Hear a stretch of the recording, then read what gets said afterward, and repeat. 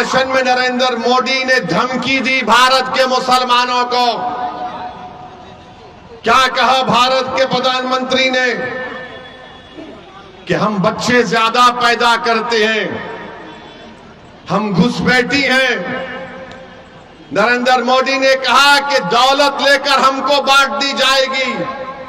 मोदी ने कहा हमारी हिंदू बहनों को मोदी ने झूठ कहा कि तुम्हारा मंगलसूत्र छीन लिया जाएगा। नरेंद्र मोदी, तुम दुनिया के सबसे बड़े झूठे हो। तुम जब चीफ मिनिस्टर थे गुजरात के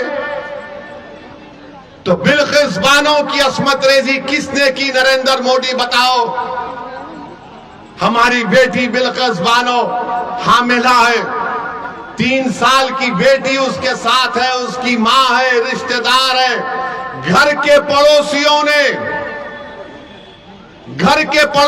ने बिल्किस बानो की इज्जत लूटी। बिल्किस बानो अपने घर के पड़ोस में जो दुकान थी, उस दुकान से बिल्किस बानो ने चूड़ियां खरीदी। जिसने हमारी बेटी को चूड़ियां बेचा उसने बिल्किस बानो की अस्मत रेजी की।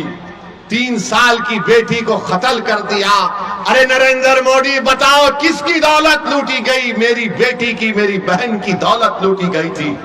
आप मुख्यमंत्री थे, उसको इंसाफ गुजरात में नहीं महाराष्ट्र में मिला। जेल को गए ये जालिम लोग और नरेंद्र मोदी की सरकार ने उनको रिमिशन पर छोड़ दिया। बताओ नरेंद्र मोदी, किसकी दौलत छीनी गई थी? किसकी दौलत छीनी गई थी? एहसान जाफरी को जिंदा काट कर जला दिया गया। नरेंद्र मोदी, आप भूल गए? यही एहसान जाफरी ने आपको कई फोन किए थे, साबिका रुकने पार्लिमान, मगर एहसान जाफरी को जिंदा जला दिया गया। आज भी उसकी बेवा जकिया जाफरी इंसाफ के लिए पुकारती है, कोई पूछने वाला नहीं है। भारत के वजीर आजम, 133 करोड़ जनता के वजीर आजम जो कहते हैं, झूठ कहते हैं सबका साथ सबका विकास, मगर कल का भाषण नरेंद्र मोदी का ऐसा नजर आ रहा था कि हिटलर बोल रहा है, भारत का वजीर आजम नहीं बोल रहा है। और आपको याद दिला रहा हूं, मैंने पार्लियामेंट में फरवरी में जो पार्लियामेंट का सेशन हुआ था, मेरी तकरीर को उठाकर देख लो। मैंने अपनी तकरीर में कहा था कि आज भारत का मुसलमान 1930 के यहूदियों की तरह जर्मनी में जो यहूदी थे अपने आप को समझता है। और यहूदियों में जब हिटलर ने यहूदियों को गैस के चेंबर में डालकर मार दिया, ऐसे ही नहीं डाला, पहले हिटलर ने तकरीर करना शुरू कर दिए यहूदियों के खिलाफ।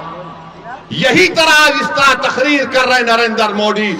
नरेंद्र मोदी, आप प्रधानमंत्री हैं, इस देश के प्रधानमंत्री, आपको जेब नहीं देता कि आप भारत की इतनी बड़ी आबादी के ताल्लुक से इस तरह की बकवास करें। किसकी दौलत लूटी हमारे, बताओ मेरे भाई। हकीकत बता रहा हूं तुमको, भारत के मुसलमानों की सुनो, जिसको अंग्रेजी में एक लफ्ज है इंटरजेनरेशनल मोबिलिटी कहते हैं। अगर मेरा दादा 100 रुपये कमा रहा था तो उसका पोता 110 रुपये कमाना चाहिए। हमारे हिंदू भाइयों के पोते अपने दादा से बढ़कर कमा रहे हैं। यादवों के बेटा बेटी अपने दादा से बढ़कर कमा रहे हैं।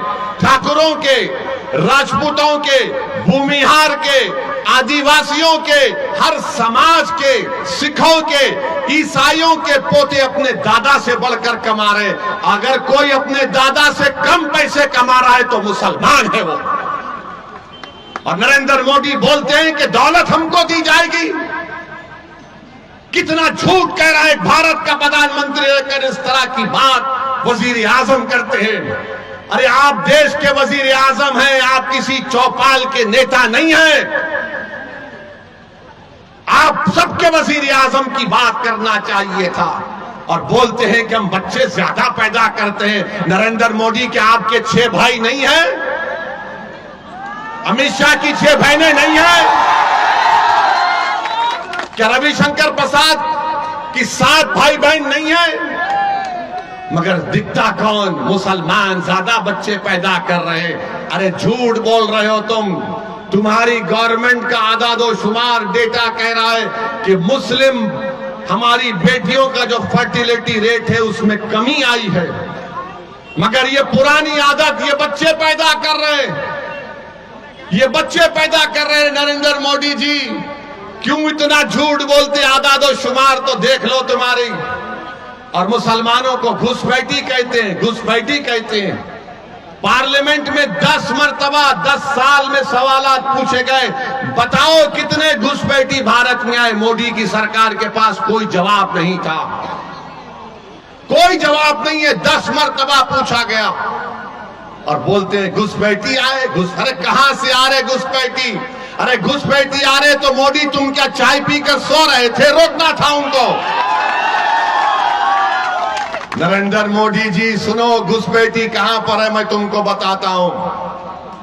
लद्दाख में 2000 स्क्वायर किलोमीटर पर चाइना की फौज भारत की जमीन पर कब्जा करके बैठी है।